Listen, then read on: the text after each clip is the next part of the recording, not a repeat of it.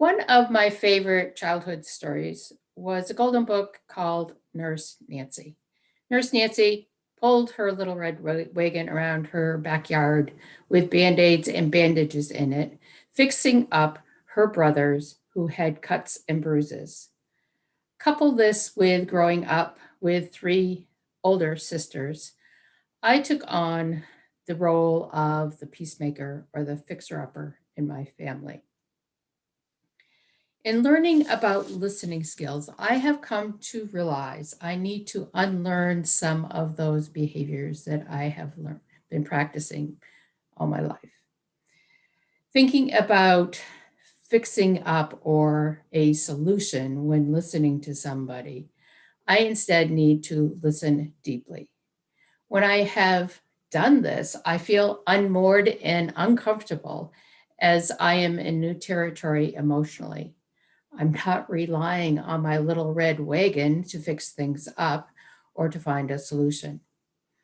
Practicing listening for me has meant learning to stay within this discomfort and truly listen instead of thinking about a solution or fleeing the situation.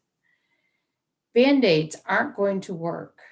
I need to hear the person's story. I need to hear their pain and their anger. I need to hear what they need and what they hope.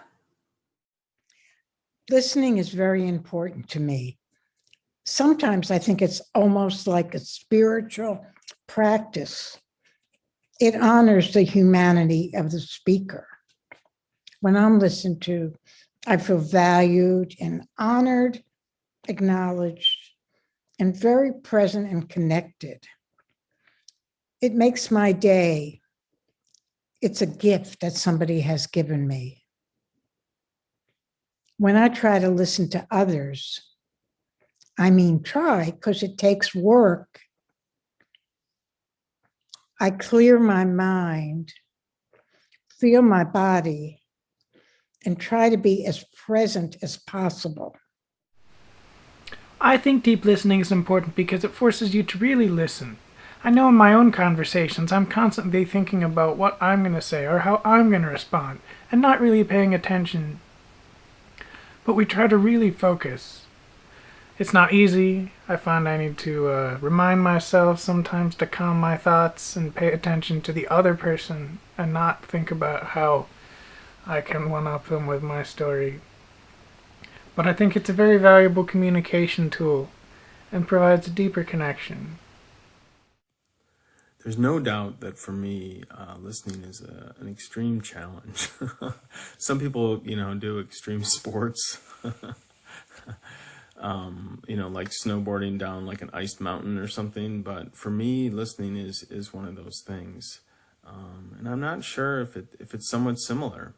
That, I feel completely out of control when I'm listening. It's like I don't know where the experience is going to go, and I don't know when the experience is going to end. And sometimes I think maybe to protect myself, I have like an automatic function in my brain that as soon as someone wants me to listen, like my mind wants to go anywhere else but where it is at that moment. And but I think in most cases, or often, I surrender to that and I do listen. And I think that listening ultimately is an important practice of